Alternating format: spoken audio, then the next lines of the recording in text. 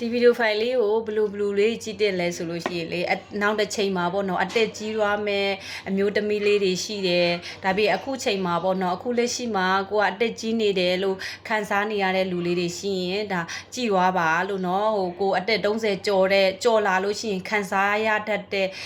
ပြဿနာလေးတွေကိုဝေပြောပြမယ်ပေါ့နော်အဲ့လိုမျိုးလေးတွေ30ကျော်တဲ့အမျိုးသမီးလေးတွေ40ကျော်တဲ့အမျိုးသမီးလေးတွေဒီဗီဒီယိုဖိုင်လေးကိုကြည်သွားပါဘယ်လိုမျိုးလဲဆိုရင်အတက်ကြီးလာလို့ရှိရင်ကျမတို့ကလေပြောင်းလဲလာမှာပြောင်းလဲလာတဲ့အပေါ်မှာကျမတို့ကလေ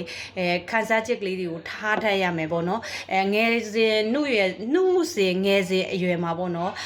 ဘယ်လိုမျိုးစိတ်ထားလေးတွေထားမလဲဆိုရင်ဒီမျက်နှာမှာအမဲစင်မဲကြောက်တွေတင်းသိပ်တွေထွက်လာတဲ့ခါကြလို့ရှိရင်ပဲဖြစ်ဖြစ်ခံနိုင်ရင်ရှိအောင်ပေါ့ငါနောက်တဲ့ချိန်မှာဒီမျက်နှာလေးကအခုလိုမျိုးပြောင်းလေးဒါကျမမျက်နှာမှာ30ကျော်ပြီဖြစ်တဲ့အတွက်ကြောင့်ကျမမျက်နှာမှာအမဲစင်မဲကြောက်တွေရှိပါတယ်ဒါအဖက်လေးနည်းနည်းထည့်ထားလို့နည်းနည်းကြည့်ကောင်းတာပေါ့နော်ဒါအပြင်မှာအရန်ကြီးမထည့်ထားပါဘူးကျမအဖက်ကလေးနည်းနည်းလေးပဲထည့်ထားတာအပြင်မှာနည်းနည်းရေးလေးတွေမြင်ရတယ်အပြင်မှာလည်းတွေးလို့ရှိရင်ကျမကိုတီအောင်ခင်အောင်မိတ်ဆွေဖြစ်အောင်လို့ကျမအဖက်တိတ်မတုံးပါဘူးရှင်အဲ့လေးလာ share တဲ့လုပ်ပြတာတကယ်လို့ကျမတို့ကအတက်ငယ်တဲ့အချိန်မှာကျမတို့လှပါတယ်ဆိုပြီးမှဂုံမဲ့ပြီးတော့ပေါ့နော်ရှိနေမယ်မျက်နှာလေးကိုလည်းအမြဲတမ်း ever ဒီလိုပြောင်လေးပဲဖြစ်နေတယ်လို့ခံစားထားရတဲ့လူဆိုနောက်တစ်ချိန်မှာတင်းတိတ်တွေထွက်လာတဲ့ခါကျလို့ရှိရင်အမဲစစ်တွေထွက်လာတဲ့ခါကျရင်ကိုယ်မှခံနိုင်ရင်မရှိတော့ဘူးနောက်တစ်ခုဘာလဲဆိုစပင်လေးတွေပေါ့နော်စပင်လေးတွေဆိုရင်အဲ့လိုပဲငယ်ရွယ်စဉ်နှုတ်ပြိုစဉ်တောတွင်းမှာဆိုရင်ကျမတို့စပင်လေးတွေကအရန်ကောင်းတယ်ပြီးလို့ရှိရင်စပင်တွေကမဖြူဘူးပေါ့နော်အဲ့တဲ့အချိန်ကလေးကနေကျမတို့စပင်တွေနောက်တစ်ချိန်ကျရင်ဖြူလာမှာနောက်တစ်ချိန်ကျရင်စပင်တွေကျွတ်လာမှာနောက်တစ်ချိန်ကျရင်စပင်တွေပါလာမှာအဲ့လိုမျိုးလေးကိုကိုကအဲ့လိုနှလုံးတွင်းထားတယ်ဆိုလို့ရှိရင်ဖြူလာတဲ့အချိန်ကျရင်လေအရန်ကြီးမခံစားရတော့ဘူးတိလားအဲ့လိုမျိုးအခုချိန်မှာစပင်ဖြူတဲ့လူလေးတွေရှိတယ်ဆိုရင်ကျမပြောတဲ့နီလန်းလေးကိုလှုပ်ကြည့်ပါတိလားငါ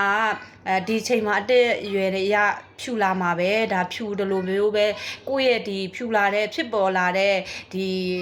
ဒီခန္ဓာကိုယ်အသွေးသားဖြစ်ပေါ်လာတဲ့ဟာလေးကိုတည်ရမလားကိုခံယူရမယ်ဆိုတဲ့စိတ်ကလေးမွေးပြီးမှလှုပ်နေကြည့်ပေါ့နော်အဲ့လိုမျိုးဆိုရင်တက်တာတယ်တိလားအဲ့မျက်နှာမှာအမဲစစ်ရှိတဲ့လူဆိုလဲအဲ့လိုပဲငါမျက်နှာအမဲစစ်ရှိတယ်ဒါကျမကိုယ်တိုင်ဖြစ်ခဲ့လို့ပြောပြပေးရနော်ကျမကိုယ်တိုင်ဆိုလဲကျမမှာတင်းတိတ်တွေကြားခဲ့လို့